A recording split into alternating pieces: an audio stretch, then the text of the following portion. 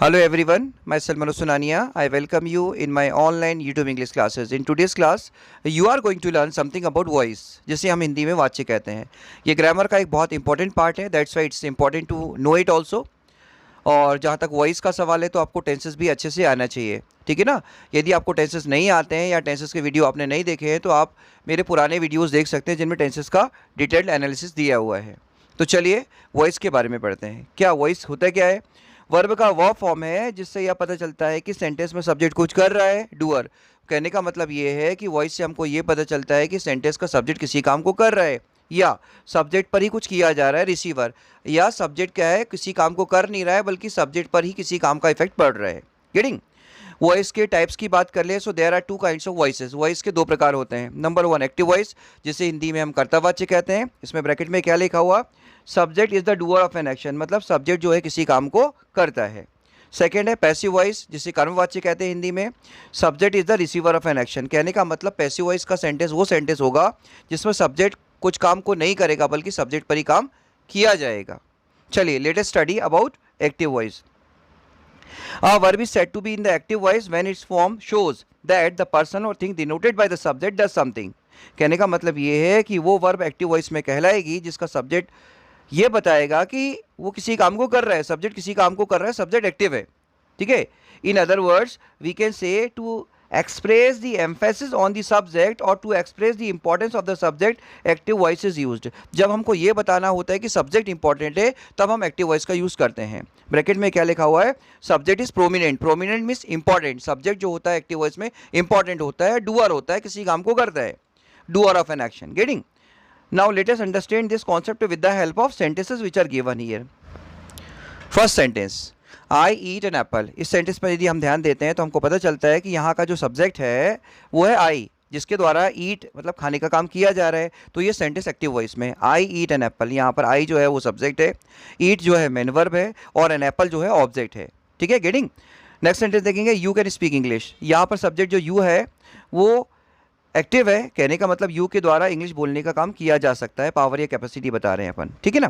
Third sentence की बात करें, वी शुड हेल्प हिम. यहाँ पर जो सब्जेक्ट है वी के द्वारा उसकी हेल्प करने का काम करना चाहिए ऐसा हम बता रहे हैं. तो यहाँ पर जो सब्जेक्ट वी है वो एक्टिव है, तो सेंटेंस एक्टिव वॉइस में है. फोर्थ वन दिया है, someone has stolen my mobile. यहाँ पर जो सब्जेक्ट है समवन, जो कि अननोन है, हमको पता ही नहीं. समवन मतलब कोई या किसी ने मेरा मोबाइल चुरा लिया है. तो यहाँ का जो सब्जेक्ट है समवन वो है एक्टिव है. तो ये चारों सेंटेंस जो है एक्टिव वॉइस में है. पहला सेंटेंस क्या है?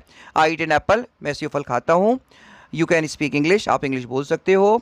वी शुड हेल्प हिम, हमें उसकी मदद करनी चाहिए. Someone has stolen my mobile, किसी ने मेरा मोबाइल चुरा लिया है. Getting. Now let us understand what is a passive voice.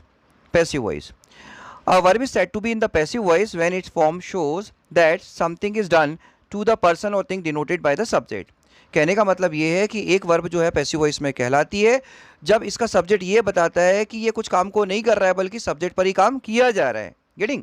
In other words we can say that to express the emphasis on the object or to express the importance of the object, passive voice is used. जब हमको ये बताना होता है कि object ज़्यादा important है तब हम पैसिव वॉइस का यूज़ करते हैं. ठीक है.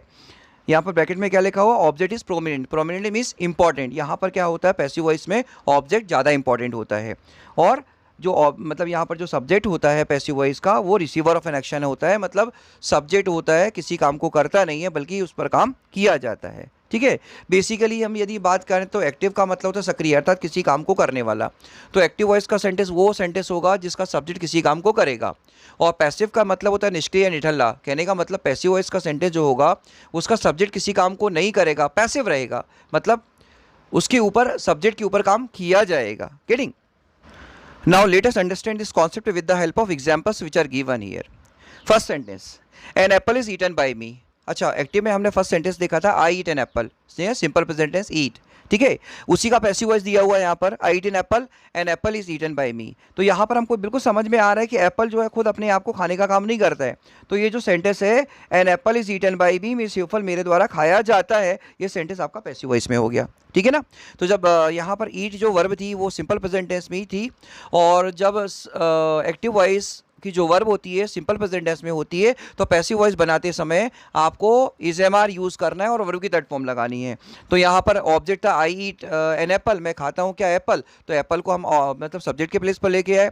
यहाँ पर सिंगुलर तो इज लगाया और ईट का थर्ड फॉर्म है eaten, eat ate eaten, an apple is eaten. और बाई, आई को जो है ऑब्जेक्टिव प्लेस में लेके जाएंगे तो मी हो जाएगा, an apple is eaten by me. Second sentence देखेंगे अपन, क्या लिखा हुआ है, English can be spoken by you. वहाँ पर क्या था, एक्टिव वॉइस में सेंटेंस था यू कैन स्पीक इंग्लिश, आप इंग्लिश बोल सकते हो, मतलब सब्जेक्ट यू का पावर या कैपेसिटी बता रहे थे। यहाँ पर ये पैसिव वॉइस है, यहाँ पर क्या है, इंग्लिश खुद बोलने का काम नहीं करता बल्कि इंग्लिश पर बोलने का काम किया जाता है। मतलब यहाँ पर जो सब्जेक्ट इंग्लिश जो है वो पैसिव है, ठीक है, रिसीवर ऑफ एन एक्शन है।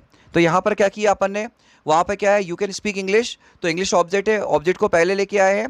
फिर जो मॉडल वर्ब होता है can, could, will, would, shall, should, need, must, ought to, तो यहाँ पर जब इनका पैसिव वॉइस बनाया जाता है तो modal verb plus be plus verb third form लगाते हैं।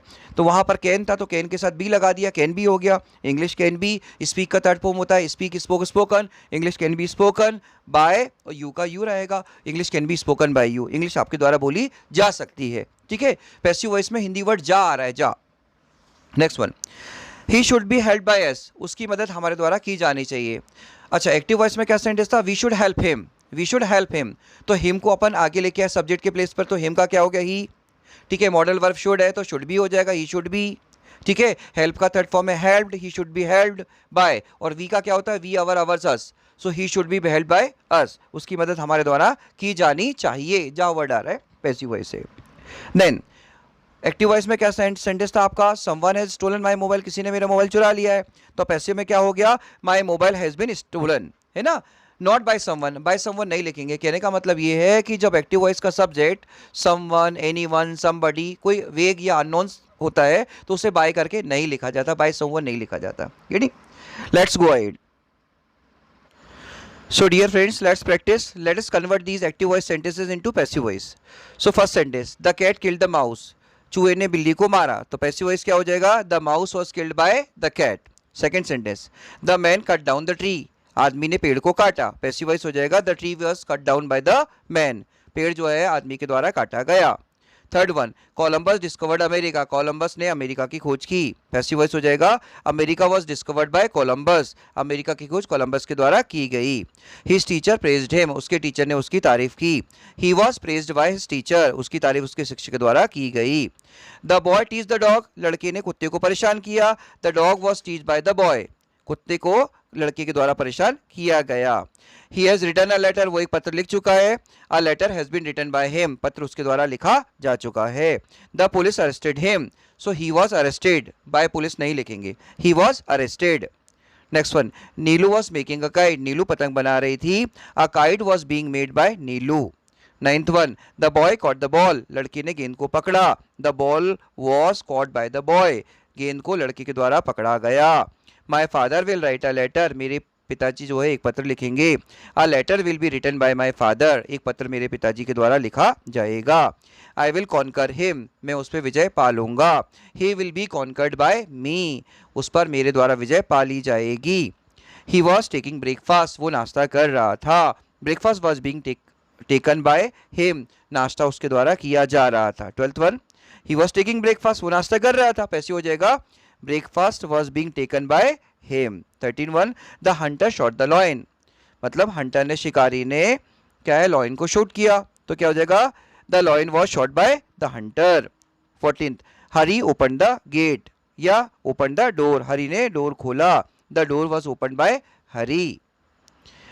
अ पुलिसमैन कॉट द थीफ, मतलब पुलिसमैन ने चोर को पकड़ा, the thief was caught, by a policeman नहीं लिखेंगे, क्या हो जाएगा passive voice, the thief was caught. Virat threw the ball, Virat ने गेंद फेंकी, the ball was throne by Virat. So dear friends, I hope you have got what I have taught you today in this class. Keep on learning English with me. Kindly like and subscribe my channel so that you may get my upcoming videos first. I'll see you in the next class. Till then, bye. Take care.